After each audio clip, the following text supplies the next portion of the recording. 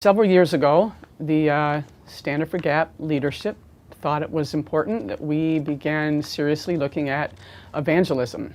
From conversation with the leadership, we came to the conclusion that outreach couldn't happen without inreach. The way that I remember the Visioning Committee coming together is that because of our desire for evangelism, we came together. I think it was through an appointment invitation from the board. It came down through the board, and certain of us with the same heart for ministry were asked to come and meet and just throw out ideas about what the next 5 years looks like in our church to each one of us. And we came together and did that, and the biggest thing that came out of this, I think, was the interest survey. It wasn't even so much about small groups. It was just, let's get an idea what people want so that we know what to give them. On it was a plethora of things. Would you be interested in basketball?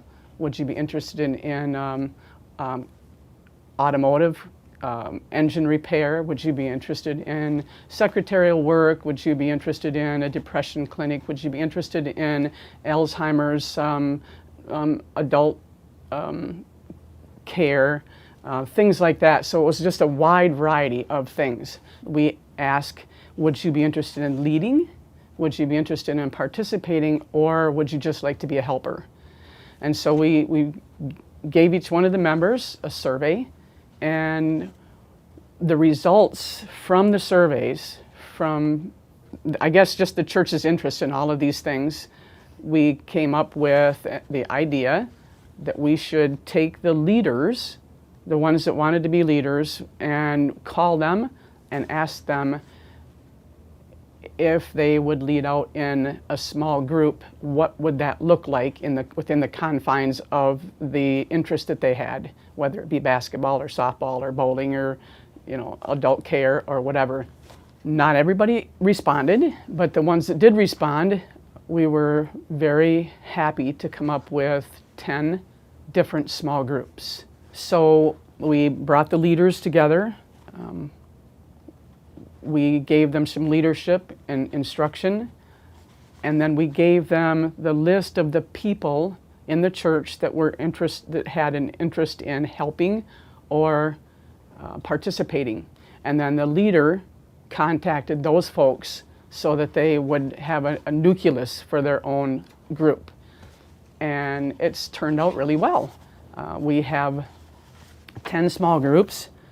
There's one that's actually split already with the Pathways of the Pioneers. There's a youth group that the leader is our Bible worker, and he is actually training the children, the 13 to 18-year-olds, to do evangelism. So they're going to use Truth for Youth program this summer and have a tent meeting, an evangelistic meeting out of a tent.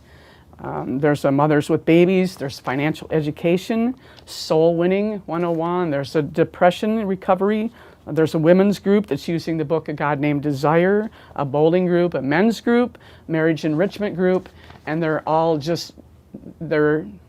small group, 3 to maybe 8 people, so they're all kind of in that range as far as people goes, except for the marriage enrichment. There are 8 couples that seem to be coming consistently, and they bring their children. So at this home that they're having this meeting, there usually ends up with 40 people. The couples plus all of their kids. The kids have babysitting that night at their home, so it's kind of like a night out for the parents. So that's working really well. Some of the programming, the small groups need a little bit of help. Therefore, our Personal Ministries Council got together last Tuesday, and we decided that we needed to do more administrative work as far as making sure that our teams were healthy. So I was really impressed with the way that we envisioned how how to take care of the small groups. And we ended up making a leader, taking a leader from, making a leader for each one of these small groups, a leader of the leaders, so that we can make sure that everybody is healthy. We can start poking people into their small group, and actually giving more training and leadership to the small groups that way. So I'm not sure if that makes sense or not. Okay. So I get to be leader of the small groups. And so everybody will, all of the leadership will come together. I'll invite them to come together. They will talk about what they feel like they need within the confines of their meeting, and how we can help them to grow and be stable. And then I'll take the results of all of that to the church board. So we always have, somebody overseeing and looking out for us, praying for us. We want to introduce some other small groups too. Some of the other church members have come to me and said, hey Pam, I would like to start a boating ministry. So we want to get together on a Friday night and do some kayaking. We'll get a campfire. We'll cook some things over the campfire. We'll tell stories. And so people that just are showing up and saying, Pam, hey, I'd like to do this or I'd like to do that. So we may drop a few. A few may not come all the way through, but others are picking it up. So I'm really excited about what our church members are doing, because they're thinking. And now that we have inReach, now we can think about outreach. And so the catalyst at first was the socialization of our church, to get to know one another, to familiarize ourselves with one another, and to make it feel more like a family. So when people came in through the door that were brand new people, they would look at us and go, this is a really friendly church. So now that we've gotten to the place where we're feeling like we're socialized, we're going to start teaching people or encouraging people how to bring in like their neighbors, their work buddies, family members, people from the community that they know, friends or whatnot. So just for instance, let me tell you about a small group that we're having. And this is really exciting, because we also do a mega book program in the summertime, and it runs from June 1st to August 1st. And we use the little elementary kids from the Standard for Gap Elementary School. So last year we had 5 kids. The youngest was 8 and the oldest was 10.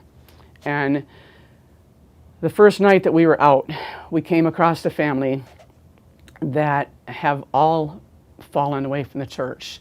There was a granddad that we met at the door. Grandpa and his wife were a pastoral couple that had just retired, and they actually happened to be from Texas, and they were helping their daughter move in, and this is in Chattanooga, so she had fallen away from the church. Her son had fallen away from the church, and her grandson was asking questions about God. And he was full of questions. Well, we showed them the book, God's Answers to Your Questions. And they were thrilled with the book, not for themselves, because they'd all fallen out of the church, you see, except for the grandpa. But the young man was interested in taking Bible studies and looking at this book. So they bought the book. And to make a long story short, this family has begun coming back to church. The dad of this grandson that was very interested in this book, he's leading out in a small group. We are having it in his home. So all of these groups don't meet just in the church or some clinical area, but we have them in homes and of church members. And this one is just awesome, because Ryan is hosting this meeting on Pathways to the Pioneers. His wife has already asked for Bible studies and how can I join the church. And so this young man is coming back they've had fallen into major addiction problems, and through our small group, they're just coming right into the church. So there's really exciting and encouraging things like that happening. And that's how we're trying to do business at Standard for Gap as far as evangelism. Our goal is, again, to reach into our church families, to encourage them to do something. We feel like ministry, in order to have a heart for ministry, we have to be converted.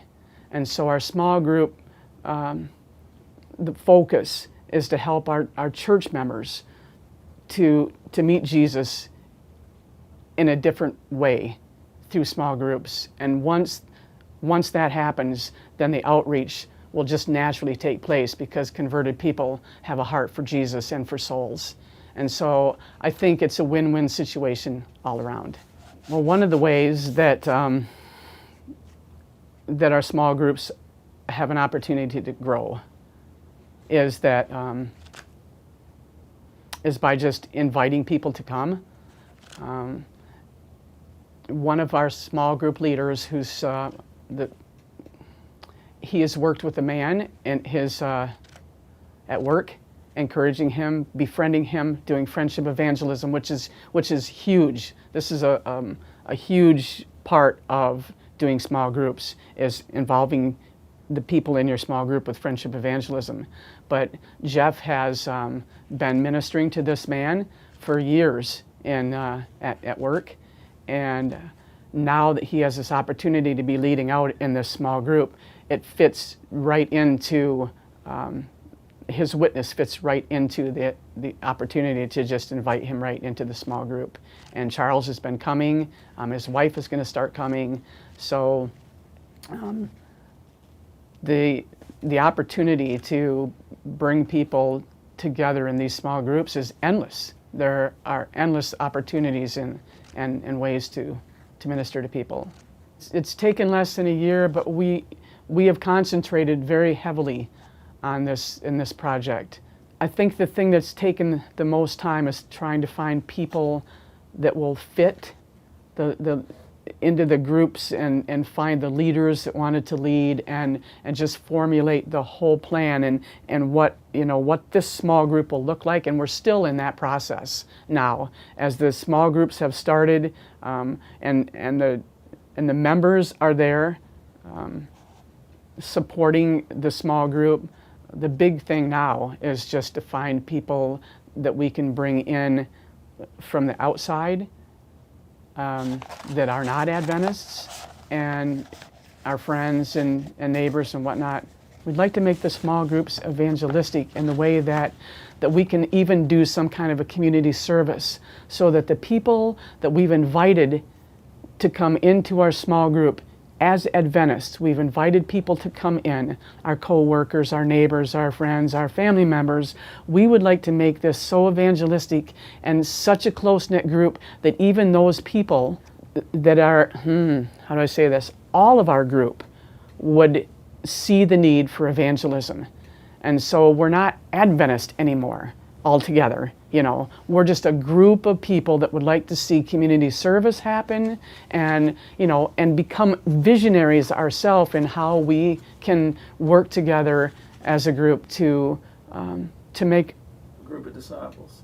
A group of disciples, exactly. So besides the small groups that I talked to you about, we also have implemented things like family story time that happens once a month, and it's on a Sabbath afternoon. We've invited the neighborhood to come. We pass out flyers and things to the neighborhood all the time. We have a mega book ministry. I alluded to that just a little bit ago, how the young people from the Standard for Gap Church School are invited to mega book for 2 months in the summertime. We have Balance drop-off ministry, weekly magazine drop-offs. We have a homeless ministry. We have Vibrant U, which is translates to Vibrant University, which our health and temperance leaders are doing. Friendship evangelism.